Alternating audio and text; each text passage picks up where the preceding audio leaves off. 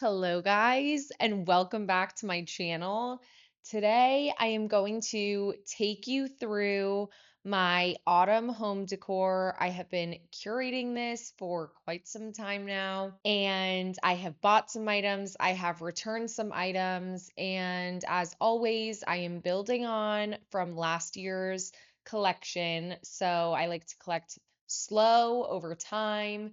And as I mentioned in my autumn style video, how to find your style, my process being in Florida where the seasons don't change outside, I really do like to decorate the inside of my house, but I'm not right now, at least, into themed decorating pumpkins or any of that. I don't really do. Maybe one day when I have kids, but I use my fall home decor as the base layer for my Christmas home decor. So I am going to go from light and bright in my home with hints of blue to dark and moody and rustic.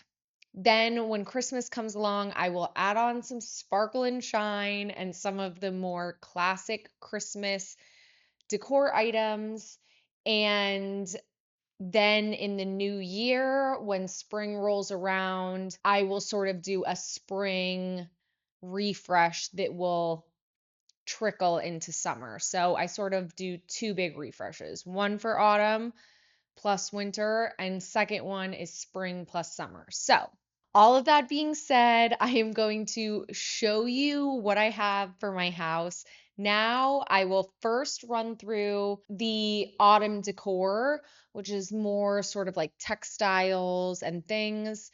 Then I will hit you with the vintage items that I have for fall. So I'll do my best to track some of these items down for you on eBay and Etsy and see if I can get some links for you guys so you can shop that.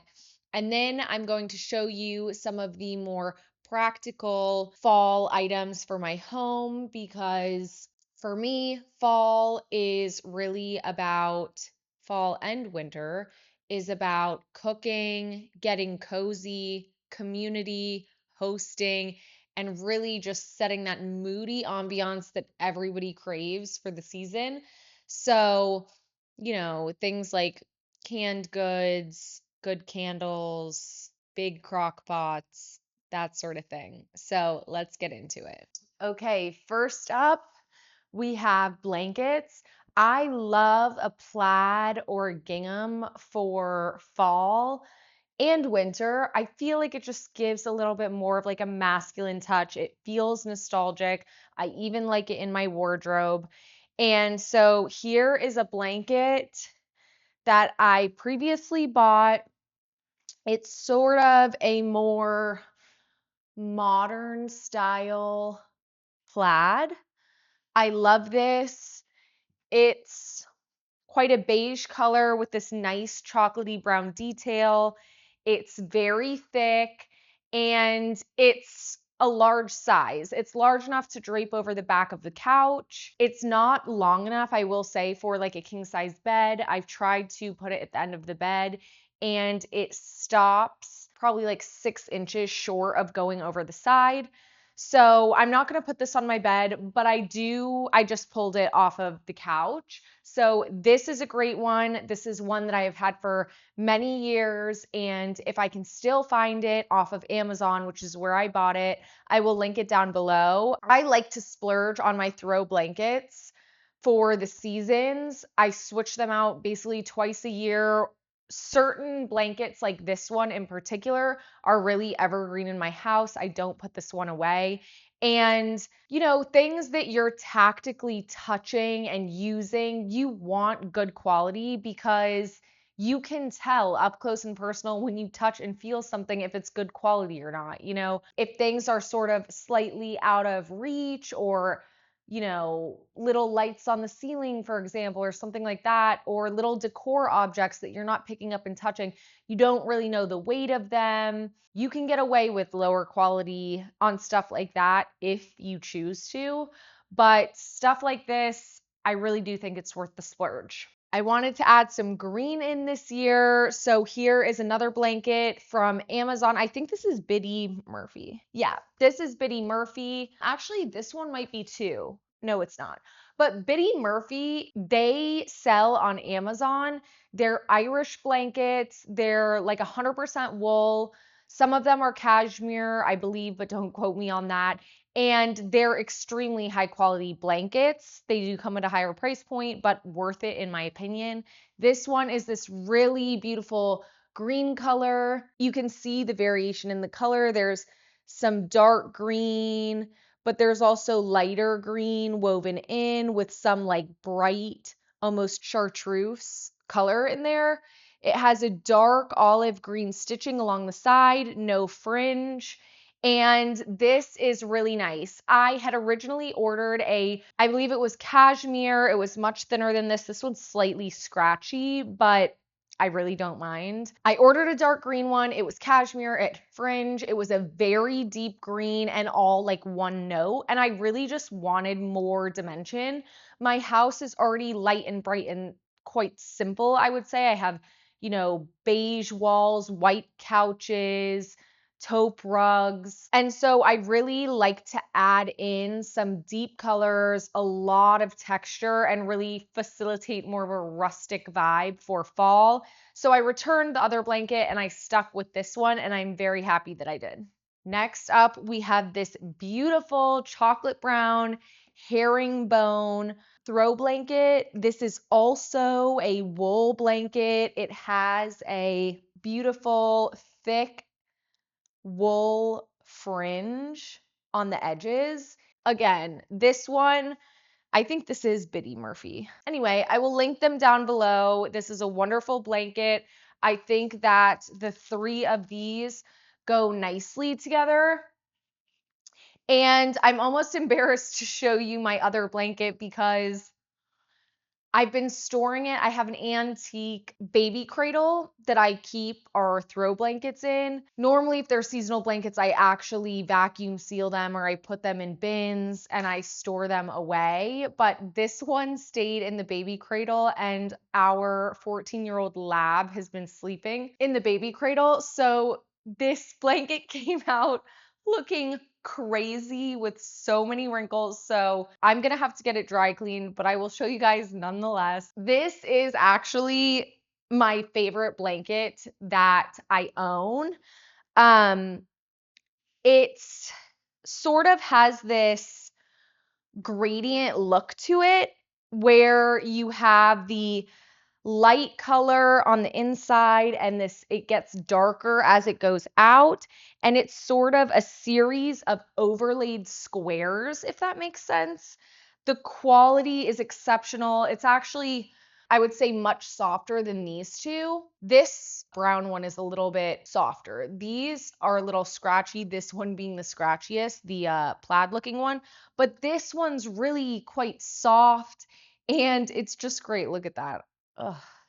But it has some charcoal in there and some taupey color. It just looks horrendous right now, but this is one of my favorite blankets. So, like I said, I build from season to season, and all of these are quite complementary of each other, which for me is important when I'm building collections over time. So that is our blanket situation. Two of these will go on the couch in the living room. We have two couches, so one on each couch.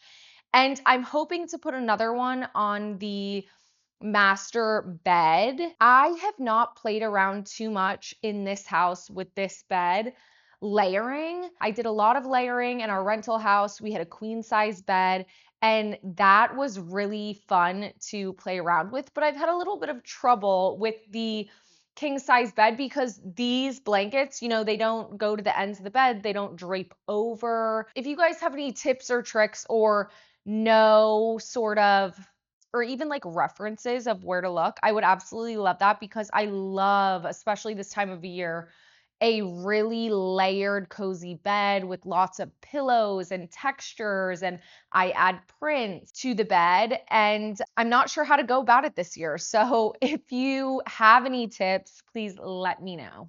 Okay, here are the tea towels. Tea towels are something that I always switch out seasonally. They get so much use here in the kitchen, and it's a nice way to add a festive touch. I know I've mentioned this before, but I will say it again. Really, when it comes to seasonal decorating, I love the practical aspect of things. I want things that I'll touch and use and are practical, and they're not just for decoration. So tea towels in a kitchen is a perfect opportunity to add in a touch of the season.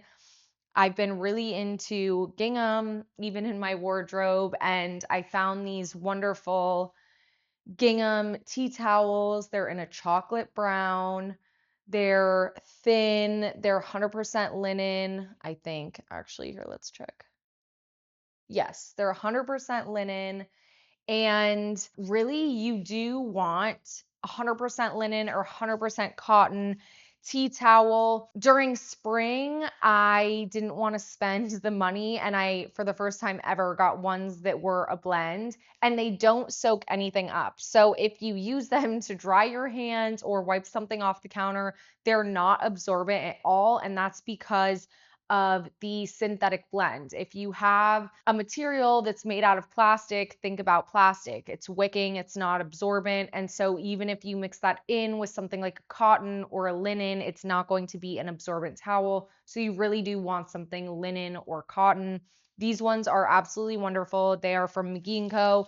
I have a whole stack of them, and I didn't open them yet, even though I was dying to, because I wanted them to stay fresh to show you guys. But my recommendation with this would be, if you have a tea towel that you absolutely love and you want it for the season, you think you're going to use it for seasons to come, get a stack of them, because what will happen is, if you like hosting like I do, you have these towels out for decoration, but you are also using them.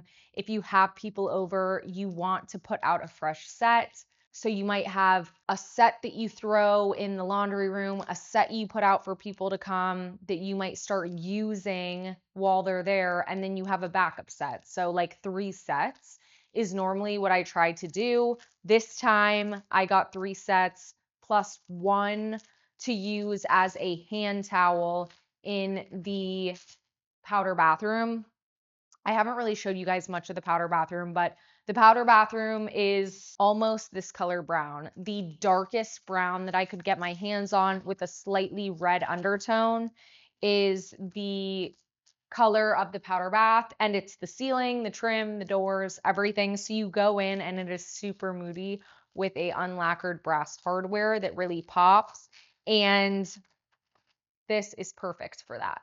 I think it's also going to look really nice on the unlacquered brass towel ring. Okay, so those are the tea towels. This is a lumbar pillow, or I guess it's actually a bolster pillow because it's rounded, from the textile trunk on Etsy. It is made of a vintage fabric, a little bit of a botanical print on there, but very neutral. I love the dark brown. And I was thinking that this would look really nice on a bed. The bed, the same way it normally is made, all of our duvet covers are white with the big white decorative Euro pillow or king size, like oversized white sham. And then I like to switch out the lumbar pillows. So that's sort of where I add a little bit of texture and then throw blankets like on the end of a bed. So this is perfect for something like that. I also got a few other. I've been really into the rectangular pillow size. I have quite a modern couch in the living room, and it doesn't look good with your classic like layered square pillows on it. It really needs something more sleek and streamlined, and the rectangular bolster or lumbar pillow really just spices things up over there. I ended up buying them for that couch, and then I've slowly been realizing, wait, it looks really good on my desk chair and it's really comfy there. And I love it on my meditation chair and the bed. So I've been really into these pillows, and I'll show you the other pillows that I got now. Okay, here is a sort of gold blonde mohair pillow. I like to buy my pillows quite large, like 24 by 24 or 26 by 26, sometimes even 28 by 28. The bigger, the better. I think it gives sort of a luxurious, oversized plush look. So either really big or really small. I have even bought square pillows that are tiny, like a 10 by 10 or a 12 by 12 in, a color or a print just for a little pop, because you can't stack too many giant pillows all up next to each other. But this is a great one, and I will also let you guys know below where I get my pillow inserts from. They're from Amazon, and they're really good. I've bought them for years. I also have this pillow. The dark brown is not something that I'm going to leave out year round, where like as this is. So I ended up actually getting this in a velvet, and I love the color, but I regret that I didn't get mohair. Mohair feels much more luxurious in person. It's a little bit more durable. It's a little bit thicker. But nonetheless, this is still a really nice pillow. Just when you're used to buying mohair, you just can't go back. There's just something about mohair. If you know, you know. Here is the chocolate brown. This is great. I have two of them. They have been living upstairs. We have vintage leather restoration hardware couch, and these have been living on there because it just adds texture without bringing in a lot of color contrast. I wanted to quickly grab one of the small pillows so you guys could see what I'm talking about. This one is also a mohair in a little taupey color. It's a small pillow and it's just really cute. You guys already know I had to get more gingham. I had a hard time finding a gingham throw pillow in this chocolatey brown color. Once I bought those tea towels, I really, really wanted a pillow. And I normally will not buy pillows that are not double-sided. If they have some kind of white backing or whatever kind of backing, I don't like them. But this is going to be my exception. I talked myself into it because I couldn't find an alternative. And the couch I want to put them on is white. So I'm hoping that this side just blends in. And as I mentioned, my duvet cover and my shams are also white. So I'm hoping it just blends in. But ideally, I think it's better to get pillows that are double-sided, because then when you walk around the couch, or you give your pillow a nice karate chop, you don't see the backing. You know what I mean? So this gingham, lovely, again in this shape. So either for the modern couch or the bed. And this, which I saw this fabric all over Round Top. I saw it in magazines, even in the last year or so. And really, I think that this is a very old fabric, but someone definitely put it on the map, and I couldn't get it out of my head. It has really been living in there rent free. But there wasn't a place in the house that I could really envision it. But once I started to get in the mood for fall decorating, this is all I could think about. So this is literally my emotional support pillow. I stare at it every day now. It sparks joy and I absolutely love it.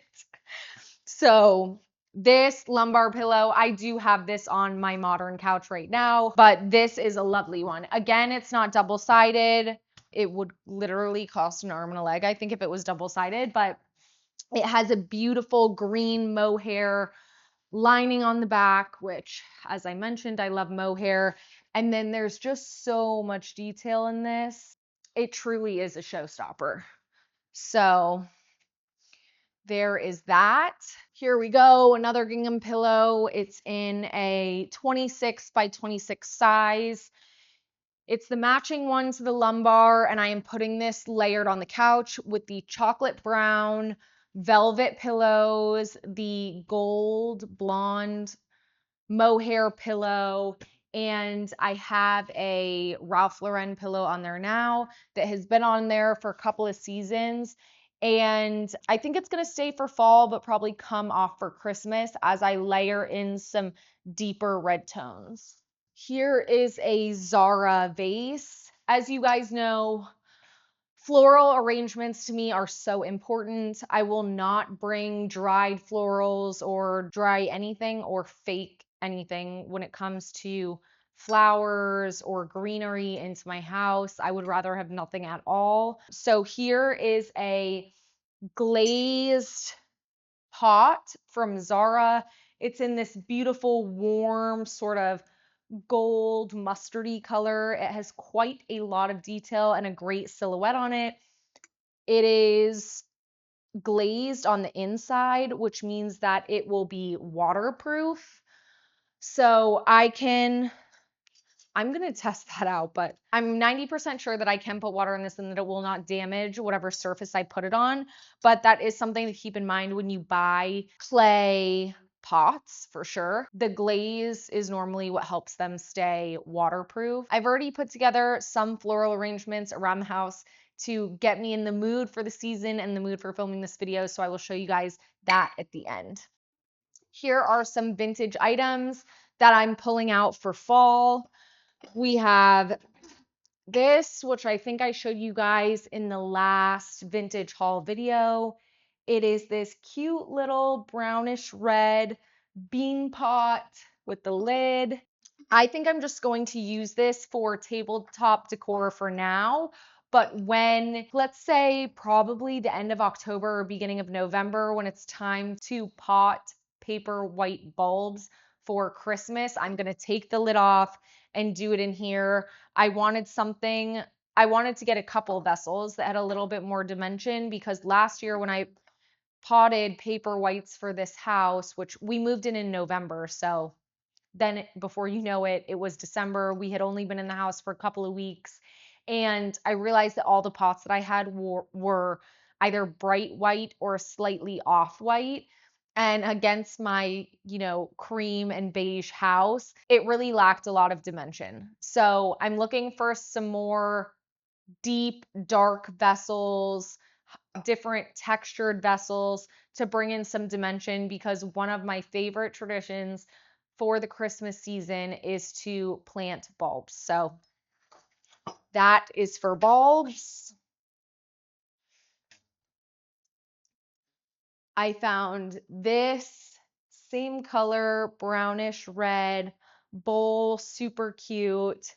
It is divided in the middle, so it's perfect for like olives on one side, pits on the other side, for chips and dip, or crackers and cheese, or just for tabletop decor. I love the little scallop and floral details on the edges, and this color is just so, so perfect for the season. To me, it just screams fall. To add a little bit more green into the kitchen, we have this olive green bowl. I love the little lined ridge detail. I love the silhouette. The size is great. There's no markings on this one, but I have been keeping it on the counter with lemons and limes inside. I also have been pulling some garlic, and if it's half used, I will throw it in that bowl. It's just on the kitchen island, and it really adds in a nice deep green color. This is a chocolate pot, I believe, from Round Top. It has the gold handle on it. It's absolutely massive and super heavy.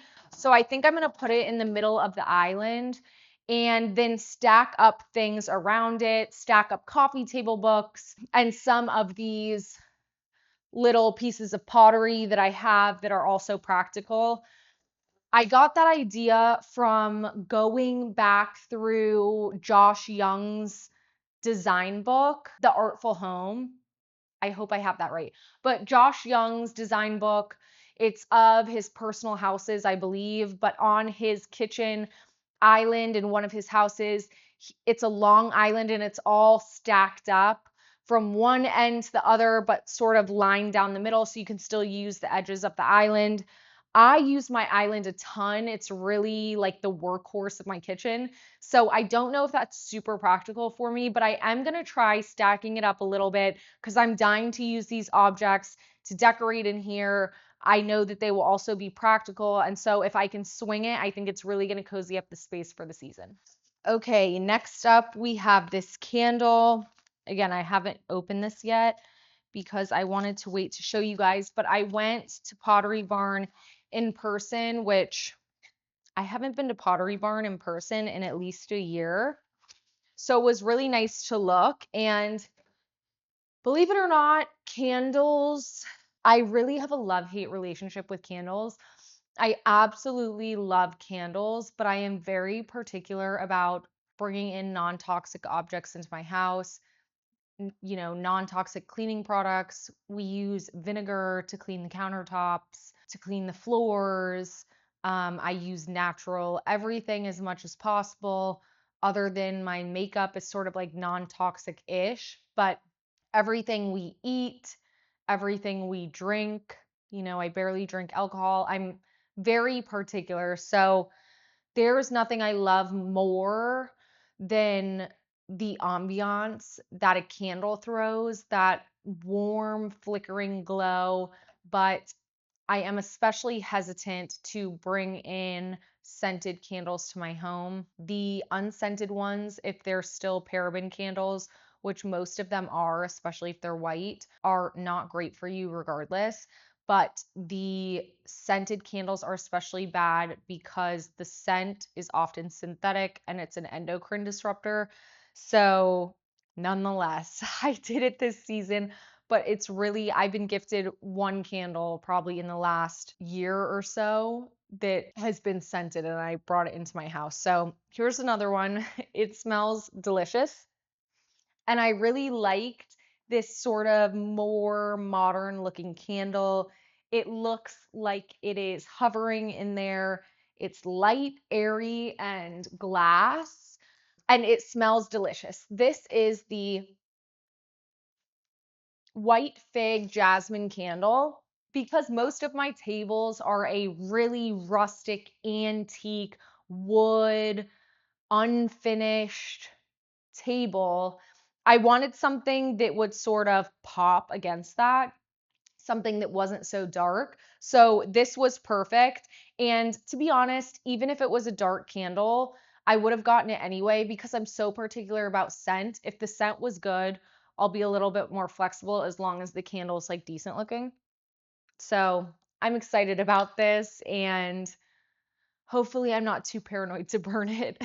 Okay, for more candles, these are candles that I buy often, but I normally get a giant box like this around fall, and I use them for hosting through Christmas season. So, when you line up a table, you have your tablecloth on, you probably have a couple of bud vases or a couple of arrangements on the table, and then I like to put these in between.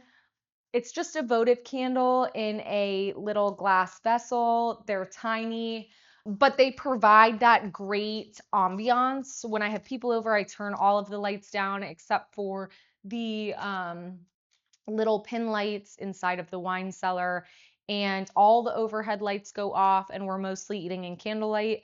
So I love these for that. They look much nicer than the little votive candles with that sort of like tin bottom on them that you throw away. Those ones you really need a vessel to put them inside of.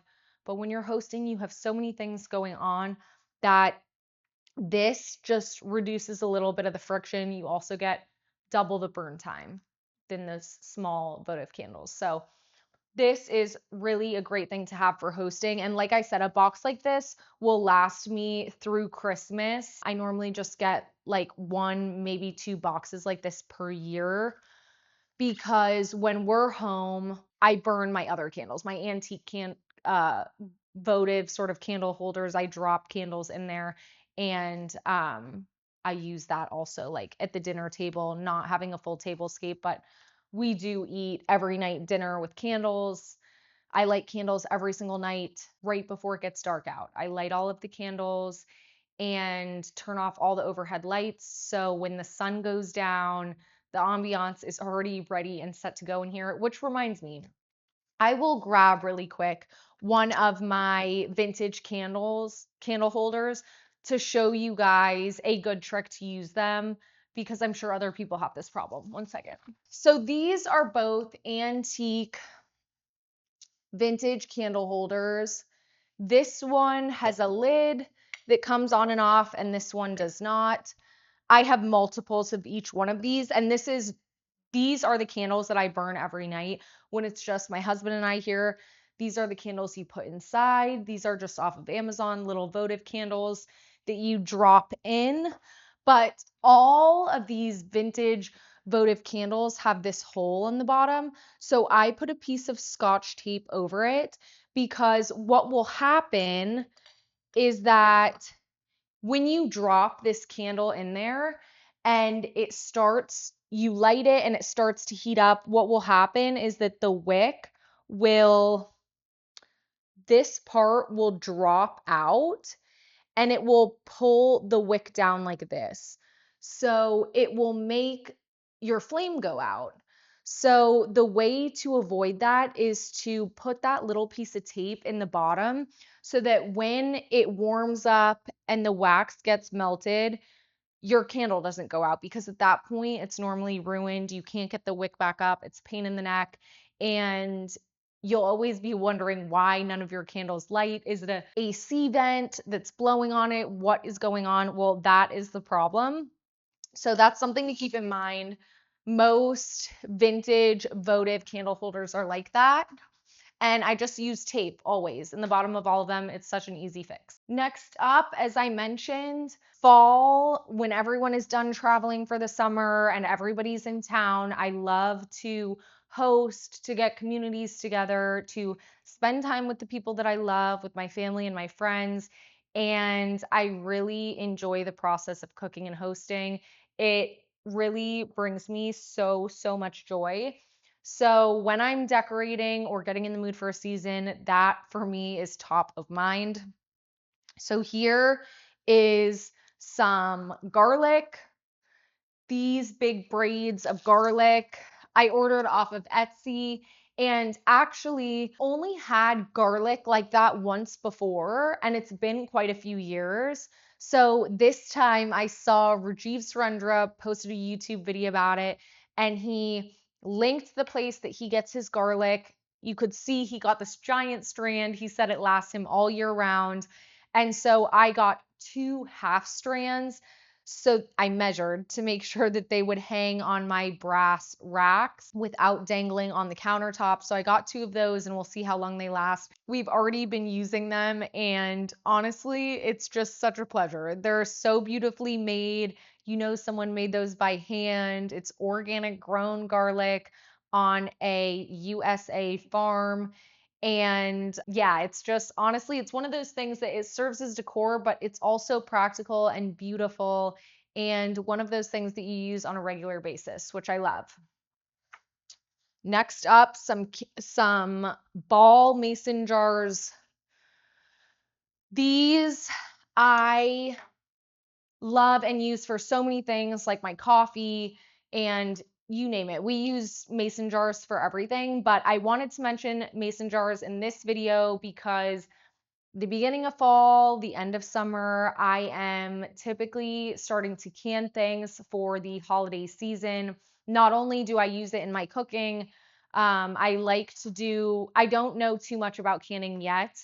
I've been doing it for a handful of years, but the things I normally can are confit garlic, which is so good for like if you get a French baguette to dip in, or you put it with charcuterie, you can drizzle this on top of your steaks after you've made them, or take a scoop and whip it into your mashed potatoes. You can take a little bit of this and mix it into chimichurri. There's so many different things that you can do with it. It's so flavorful, it's delicious, and it takes hours to make, so it's nice to have it canned on hand. But I like to do garlic confit and pickled red onions canned. I normally try to have quite a backstock because not only do I use them personally, but I will also use them for hostess baskets come, holiday, Christmas season. I like to do hostess baskets for my neighbors. If the neighbors come by and drop something off, like a loaf of bread or something as a gift, I want something on hand that I can throw together. So I will collect little baskets. I will buy, inexpensive linen napkins from Home Goods, or even cute printed cocktail napkins, bottle openers, some chocolate bars, all things like that. I add homemade canned goods in there and I dress them up so that they look a little bit cuter, which I learned from Brandy Jackson, who is also on YouTube, to make these little like linen hats almost for the cans and to put a little handmade tag on there. It just makes it so, so cute and charming. But yes, canned goods, great to have. Not only will you use them, but it's a really thoughtful gift for somebody else. Again, an ode to Brandy Jackson. I just bought these weck jars. I have, I think, 6 of them. And I'm planning to do vanilla extract in here. So I saw Brandy do this last year and I was sort of on the fence about it, but now that we're settled in the new house, I'm getting the itch. So I just saw she posted something about it again. I immediately used her link and bought these. And yeah, you just basically put the vanilla bean in here, you fill it up with vodka, and then you let these sit for like 3 to 6 months. And when it's done, you have homemade vanilla extract that you can use for your baking or cocktails. I'm sure there's even your coffee, maybe. I'm not big on baking and I'm not big on sweets, but I'll keep one for me and I'm going to gift the rest. I just looked across the house and saw this and realized that I forgot to tell you guys about this. These are really great. Um, Dough bowl candles. We've already been using it on the kitchen table, but these are rustic, especially if you don't have a dark wood dining table. This adds a really nice rustic element. I already mentioned we eat dinner and candlelight every night.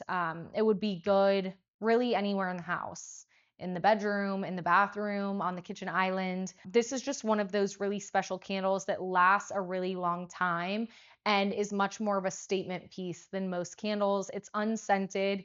And my sister-in-law got this for me as a housewarming gift, and then I saved it for the fall season. So I've been enjoying this the past couple weeks, and I'm thinking about buying another one because I have a feeling that I'm going to burn through this one quite quickly. I just remembered my husband bought me some of that. It's like a candle in a bag, sort of. It looks like sand. You dump it out, it has the wicks and everything, so you can turn like any vessel in your house into a candle. So maybe when this is out, I will do that. And if I do, I'll show you guys. Okay, this is a piece that is evergreen in my home, but is a really nice touch for fall. I normally bring these, sort of rally these from around the house and stick them in more common areas for the season because it really does warm up a space. These are antique, really antique vessels, clay pots. There's many different sizes and shapes. I really like this black color for fall and winter. I do put flowers in mine, but you need to drop a mason jar or something in here. You cannot put water in here. So you just need to put something else in the inside with water and then your flowers and you're good to go. I will try to find a couple and link them down below. They can sometimes be difficult to find or just expensive, but they are really, really pretty items, and I think that they look good with a lot of different styles. And then, of course, I feel like this is sort of classic fall. We have an antique dough bowl.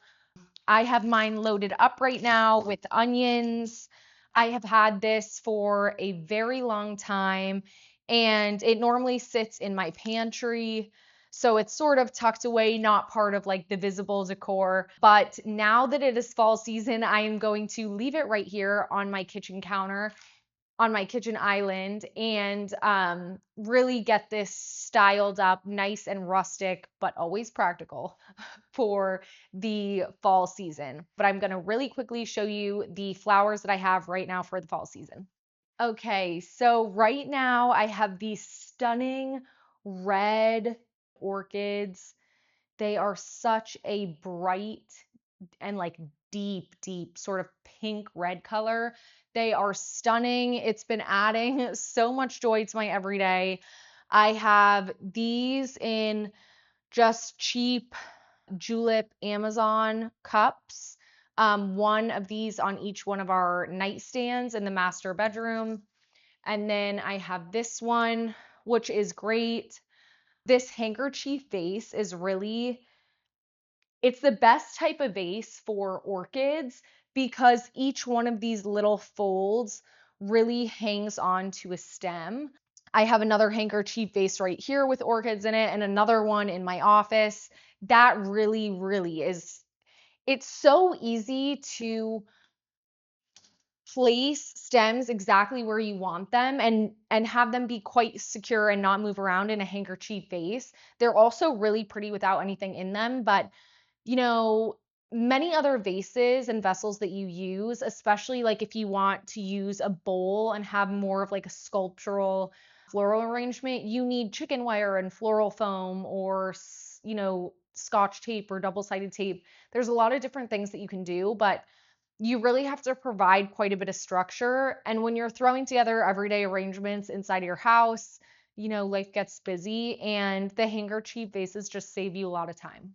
One thing that I really wanted to get for the fall season in the spirit of cooking and hosting was some good terracotta pots. I've had my eye on the Ben Wolf terracotta pots, but in the off-white color, not the red clay, but the, I guess you would say, white clay pots. It's still on my wish list, and I do think that I am going to end up buying them because I bought these two terracotta pots as herb pots for the kitchen. I was really hoping to put a basil.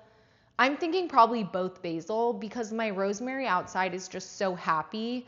So I think probably two basil and use them to style the kitchen island, but also obviously use. I ordered these off of Amazon, but I just don't think the quality there is there. This one's actually not that bad, but you can see that the sort of faux aged finish that was put on it is not blended at all. So I feel like it's really obvious and it doesn't look great. I thought about maybe exchanging them. So just I'll return them, like bring them to Whole Foods and return them and order another set and see if they come in better condition. This one's, in my opinion, even worse. It has this little chunk out of the side of it, and it just doesn't look great, to be honest.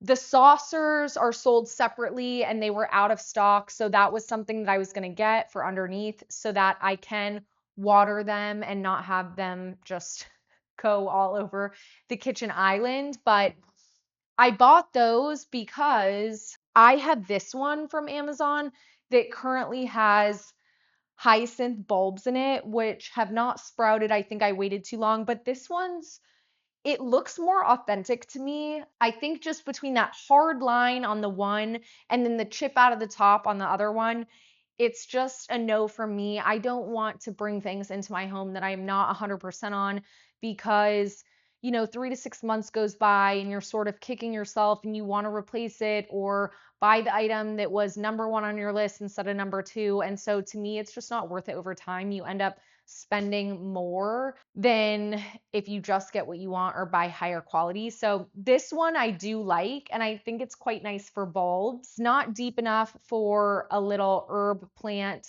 So that's why I got those ones, but I'm not really sure what to do. So I did sort of want terracotta for the fall season. Ben Wolf, which is the son of Guy Wolf, the Ben Wolf or the Guy Wolf pots, I think would be something that I would just leave out all year round. They're just such beautiful silhouettes. It doesn't really get any better than that. I guess I'm answering my own question, which is buy the Guy Wolf and Ben Wolf pots. Maybe I get 2 terracotta and 2 white, because the terracotta, I'm just not sure that I would want them out all year round. I know that sounds a little bit ridiculous, but I've always envisioned having those white ones in the kitchen. But during the fall season, I really just like to make things more rustic, warm it up. I think they look great with the copper pots, and I'm dying for some life in here, some live plants. I think even like mini topiaries would look really beautiful in there. And I recently found some really great ones on Etsy. Another creator on Instagram, on my Valenti Interiors page, I saw her link them, and I've had them sitting in my cart now for about a week or so. But I think that those would also look really beautiful in little clay herb pots in the kitchen. So anyway, everything will be linked down below, but sad about these pots, but I think it's really great to add some terracotta into your home for the season, especially with something real, something live, something green. I feel like it's really nice, especially if you live somewhere that the weather changes with the seasons. The leaves are going to change colors and then they're going to drop, and you really want to bring some life, some nature into the house, which I think this is a great way to do it. Okay, guys, if you made it this far in this video, thank you so much for watching. It would mean the world to me if you like this video and subscribe, and let me know down below what you would like to see from me next. It's always so helpful to hear feedback from you guys on things I can do better, things you'd like to see from me, or anything else. I'm always so happy to hear from you guys, and I'm always commenting back below. Thank you again for watching, and I will see you guys next week for another one. Bye.